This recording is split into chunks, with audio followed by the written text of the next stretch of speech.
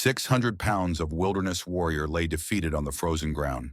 The grizzly's breath came in ragged clouds, each one smaller than the last, as snow silently buried his massive frame. Just yesterday, he had been king of these mountains. Now, with his legs shattered and the temperature plummeting, he had become something unthinkable in nature's harsh world. Vulnerable. His dark eyes, once sparking with ferocity, now reflected only pain and a terrible truth. This was how legends died, alone in the snow. Until a crunch of footsteps broke the silence. The bear's ears twitched. Something was coming. Something that would either end his suffering or rewrite his fate entirely. The Gallatin Range of Montana showed no mercy in winter. Vast stretches of pine forest disappeared under blankets of white, and temperatures regularly plunged far below freezing. Most creatures had either migrated or retreated into hibernation months ago. Those that remained faced a daily fight for survival.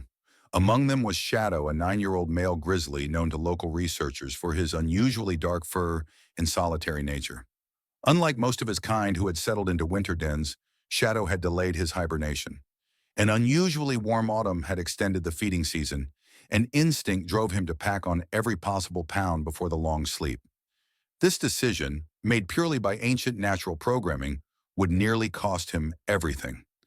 Shadow knew these mountains intimately. Every ridge, valley, and stream existed as a map in his mind, territory he had claimed and defended for years. The forest respected him. Wolves kept their distance. Even the occasional mountain lion vanished at his approach. His massive paws had carved countless paths through these woods, and his powerful jaws had feasted on everything from berries to elk. Now those same powerful paws struggled to find purchase in the deepening snow. The forest that had been his kingdom was becoming his prison. His right hind leg, normally capable of propelling him up steep slopes with ease, hung awkwardly, sending waves of pain through his body with each attempted step. The first signs of trouble had appeared 3 days ago, when a misstep on an icy rock face sent him tumbling down a ravine. The sickening crack had echoed through the valley, followed by his thunderous roar of pain.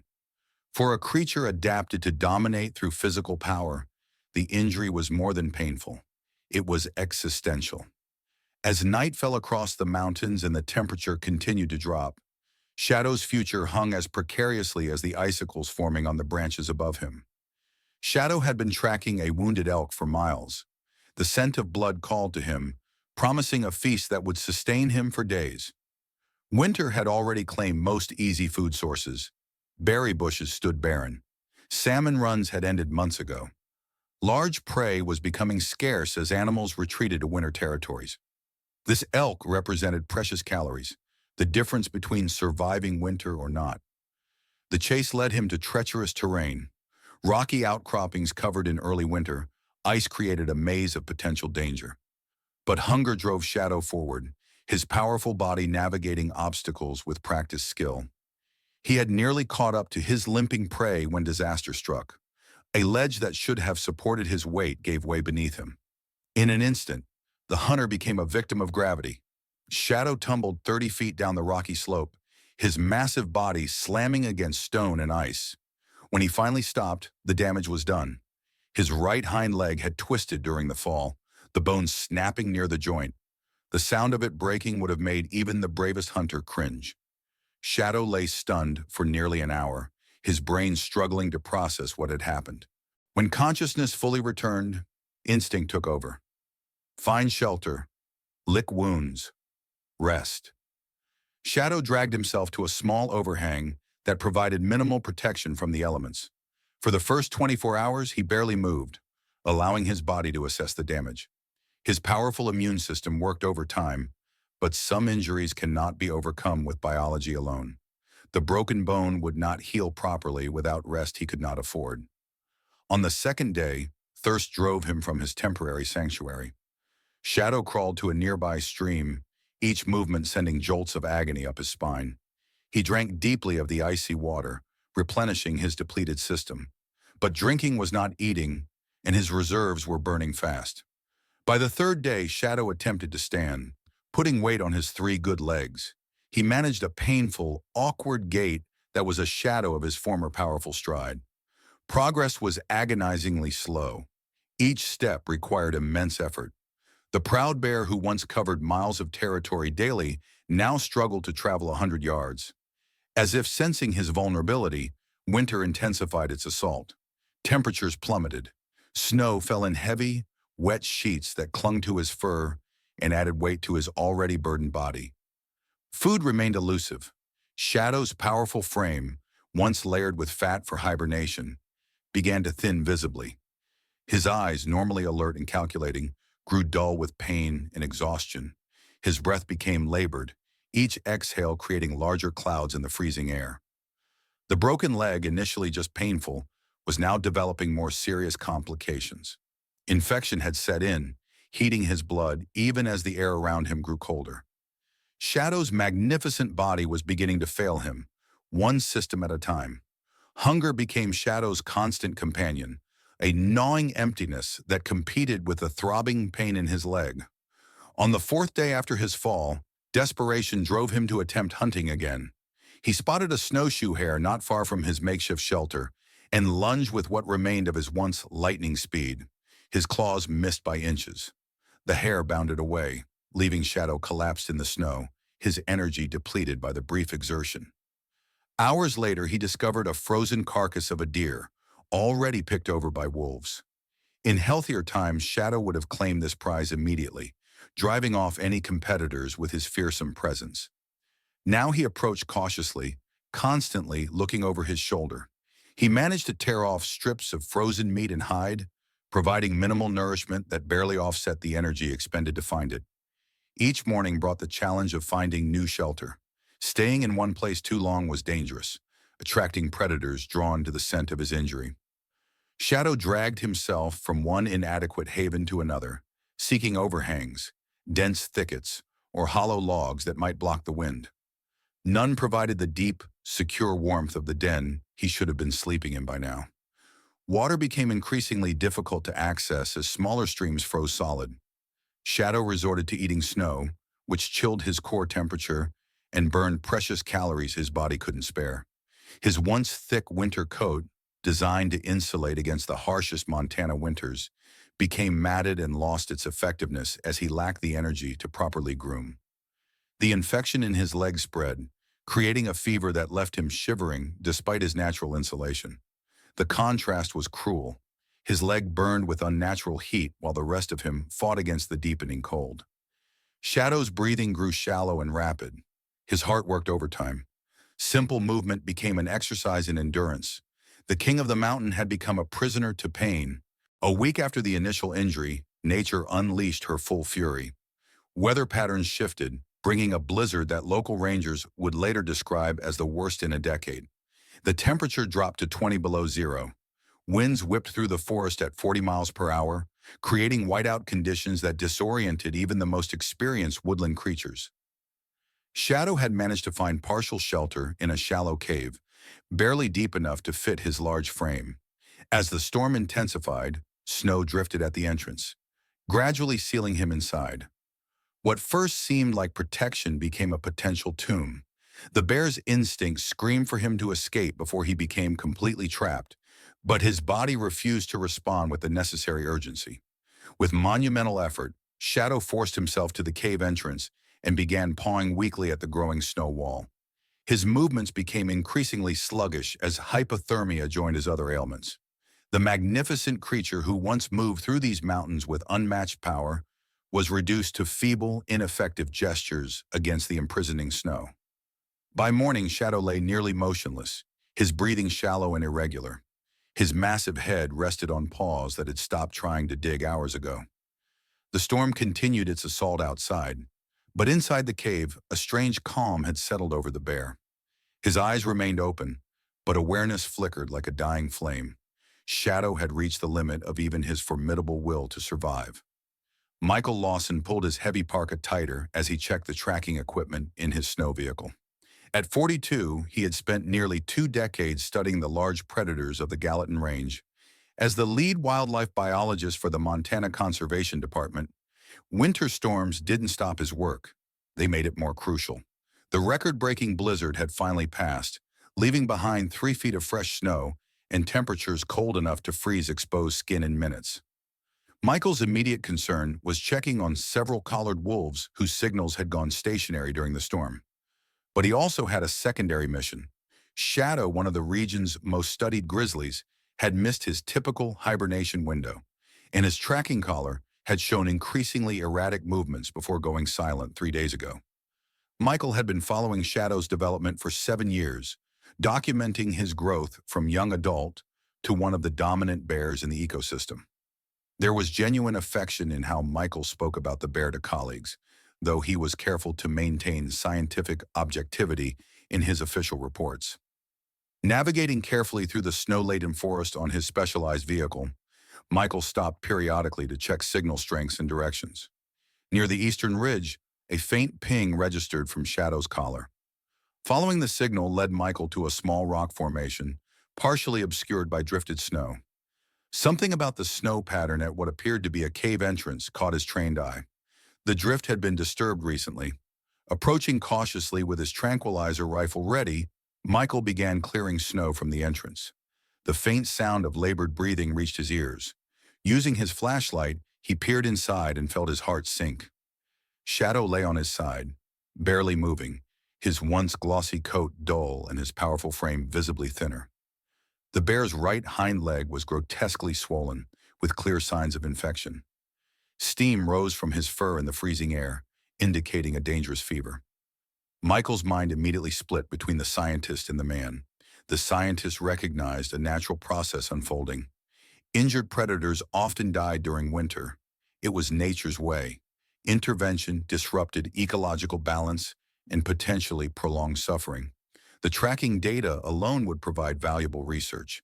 But the man who had watched this magnificent creature grow and thrive couldn't simply document his death. Something deeper than scientific interest connected Michael to Shadow. Years of observing the bear's movements and behaviors had created a bond that transcended the typical researcher relationship. Michael sat back in the snow, weighing options that would irrevocably change both their lives. Michael made his decision. With fingers numbed by cold, he pulled out his satellite phone and dialed the emergency contact number for the Montana Wildlife Rescue Center. Dr. Sarah Chen, the lead veterinarian, answered on the third ring. Michael described Shadow's condition in clinical detail, his voice betraying more emotion than he intended. "He'll die within hours without intervention," Michael concluded. "I know the protocols, Sarah. I know we typically let nature take its course, but this is Shadow." A pause stretched between them before Sarah responded. "I remember your research on him. Special bear. I'll assemble the emergency team and equipment. Can you secure the scene?" For the next hour, Michael worked methodically despite the bitter cold. He returned to his vehicle to collect emergency supplies and equipment. First, he set up thermal barriers around the cave entrance, creating a workspace that would retain some heat. Next, he prepared monitoring equipment to track Shadow's vital signs from a safe distance. The bear's condition had deteriorated so significantly that he showed almost no reaction to Michael's presence, a concerning sign that underscored the urgency of their intervention. Via satellite phone, Michael coordinated a complex rescue operation. The Wildlife Rescue Center team would need to navigate treacherous mountain roads just cleared by snowplows. The nearest accessible point for their specialized vehicle was still 2 miles from Shadow's location. Essential medical equipment, including a portable X-ray machine, tranquilizers calibrated for a bear of Shadow's size, antibiotics, intravenous fluids, and a specially designed transport sled would need to be carried in on foot. As he worked, Michael mentally cataloged the risks. Even severely injured, a cornered grizzly could summon extraordinary strength in a moment of fear or pain. One swipe from those massive paws could be fatal. The tranquilizer dosage would be particularly challenging. Too little would leave Shadow partially conscious and dangerous. Too much could kill a bear already weakened by injury, infection, and starvation. The environmental challenges were equally daunting. The temperature continued to drop as evening approached. Any rescue attempt would likely extend into darkness, complicating an already dangerous operation. The team would have limited time to stabilize Shadow before the cold made their work impossible. Transportation down the mountain would require navigating steep, snow-covered terrain in the dark while carrying a sedated bear weighing hundreds of pounds. There were professional risks too. Intervention in natural processes was controversial in wildlife management circles. Some colleagues would question his decision, arguing that resources should be directed toward population-level conservation rather than individual animals. Michael could face criticism or even professional consequences. But as he caught another glimpse of Shadow's labored breathing, these concerns faded to background noise. Sometimes scientific objectivity had to make room for compassion. Michael checked his watch. The rescue team would arrive at the mountain access road within the hour. He began clearing a wider path to the cave, preparing for what would be one of the most challenging wildlife rescues in the department's history. Twilight cast long shadows across the snow when the rescue team finally arrived. 4 people trudged through deep drifts, carrying specialized equipment in backpacks and cases. Dr. Chen led the way, her experienced eyes immediately assessing the situation as Michael briefed her on Shadow's deteriorating condition. His breathing has become more irregular in the last hour, Michael explained, his breath visible in the frigid air. I've set up thermal imaging to monitor him without getting too close. The team assembled their equipment with practiced efficiency, speaking in hushed tones. Dr. Chen prepared 2 different tranquilizer doses, a primary and a backup. Michael would take the lead on the approach, as Shadow was most familiar with his scent from years of distant observation. Remember, even a dying bear is incredibly dangerous, Dr. Chen cautioned as they prepared for the approach. These are wild instincts we're dealing with. No sudden movements. Michael entered the shallow cave first, moving with glacial slowness. The powerful flashlight illuminated Shadow's massive form. The bear's eyes were open but unfocused, his breathing shallow. For a moment, Michael thought they might be too late. Then Shadow's head turned slightly toward the light, a faint rumble emanating from his throat. "Easy, big guy," Michael whispered, keeping his voice steady and calm. "We're here to help." He inched forward, tranquilizer gun raised. The ideal shot would hit the large muscle mass in Shadow's shoulder, delivering the sedative quickly and effectively. Michael had nearly reached the perfect position when disaster struck. A member of the rescue team outside the cave slipped on the icy ground. The equipment case she was holding crashed against the rock wall. The sudden noise triggered a surge of adrenaline in Shadow. With strength that seemed impossible given his condition, the massive grizzly lurched to his feet, roaring with a mixture of pain and fury. His good legs supported him just long enough to take one threatening step forward. Claws extended. Michael held his ground, though every instinct screamed for retreat. In one fluid motion, he fired the tranquilizer dart. It hit its target perfectly, lodging in Shadow's shoulder. But the bear kept coming, running on pure survival instinct. 10 feet became 5 feet became 3. "Second dose!" Michael called out, his voice remarkably steady despite the 700-pound predator lunging toward him. Dr. Chen appeared at his side, her own tranquilizer gun raised. Her dart found its mark just as Shadow reared up on his hind legs, his injured leg buckling beneath him. For one heart-stopping moment, the massive bear towered over them, a mountain of muscle and fur framed against the cave entrance. Then slowly, the tranquilizer took effect. Shadow swayed, his roar fading to a confused growl. His massive form crumpled to the ground, consciousness fading as the powerful sedative coursed through his system. Michael and Dr. Chen stepped back, hearts pounding in their chests. "Pulse is stabilizing," one of the team members announced, checking the monitoring equipment. "Respiration slowing to normal sedation levels." Michael exchanged a look of relief with Dr. Chen. The most dangerous part was over. Shadow was unconscious and could now receive the emergency treatment he desperately needed. With Shadow safely sedated, the team worked quickly to stabilize him for transport. They inserted an intravenous line to deliver fluids and antibiotics. Dr. Chen performed a field assessment of his injuries, her experienced hands gently probing the swollen leg. "Compound fracture of the tibia," she announced grimly. "Significant infection has set in. We need to get him to the facility immediately." The specialized transport sled was positioned next to Shadow, moving a sedated grizzly weighing over 600 pounds through deep snow and down a mountain in darkness, pushed human endurance to its limits. All 6 team members strained against the weight, securing him with padded restraints and covering his massive body with thermal blankets to maintain his body temperature. The journey down the mountain took 4 grueling hours. Team members rotated positions, their labored breathing creating clouds in the freezing night air. Michael remained constantly at Shadow's side, monitoring his vital signs and administering additional sedation when needed. Twice they had to stop to adjust the intravenous line that was delivering life-saving antibiotics into the bear's system. Dawn was breaking when they finally reached the Wildlife Rehabilitation Center.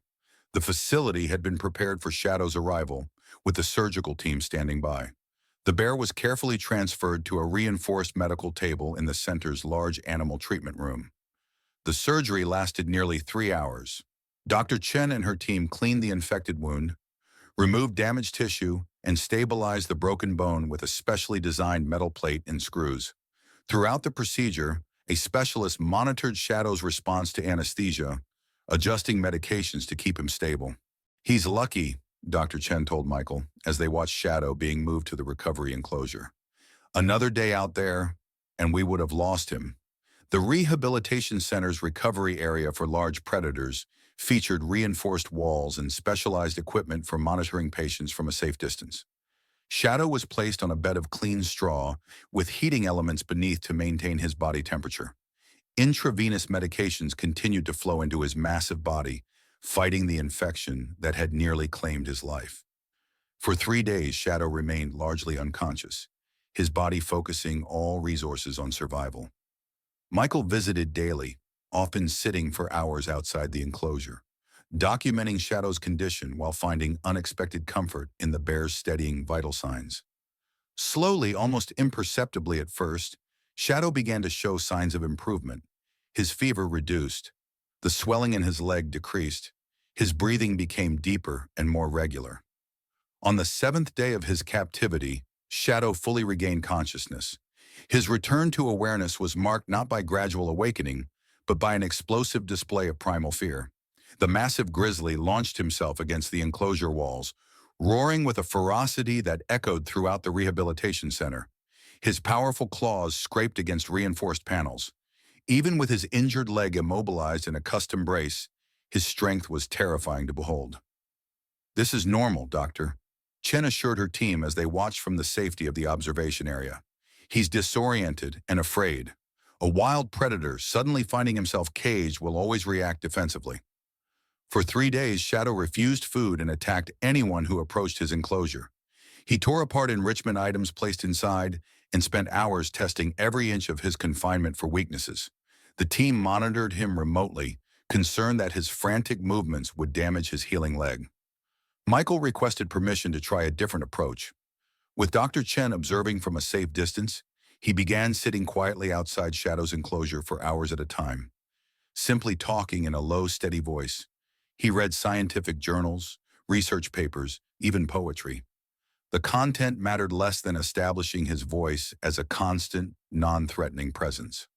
"You knew me before all this," Michael said softly during one session. "For years I watched you from a distance. You tolerated my presence in your world. I need you to tolerate me again." Gradually, Shadow's aggressive displays when Michael appeared became less frequent. By the end of the 2nd week, the bear would watch Michael with wary attention rather than immediate hostility. Progress came in small moments. Shadow accepting food from a long-handled feeding tool rather than waiting until humans left. The massive bear investigating scent enrichment items left in his enclosure instead of destroying them. The physical rehabilitation process presented its own challenges. Shadow's leg needed controlled movement to heal properly. The team designed a habitat with features that would encourage him to put carefully measured weight on the healing limb. Strategically placed feeding platforms required him to stretch the leg. A shallow pool provided resistance exercise as he moved through water. Dr. Chen developed an innovative therapy approach, using food rewards to guide Shadow through specific movements. Each small success was celebrated by the team. The first time Shadow put weight on his injured leg without immediately lifting it. The day he climbed a low platform without compensating with his other limbs. The morning they observed him standing on all 4 legs for several minutes, his posture almost normal. "He's responding to treatment better than I expected," Dr. Chen told Michael during the 4th week. "The bone is knitting well, the muscle tone is returning, but he still has a long way to go before he can survive in the wild."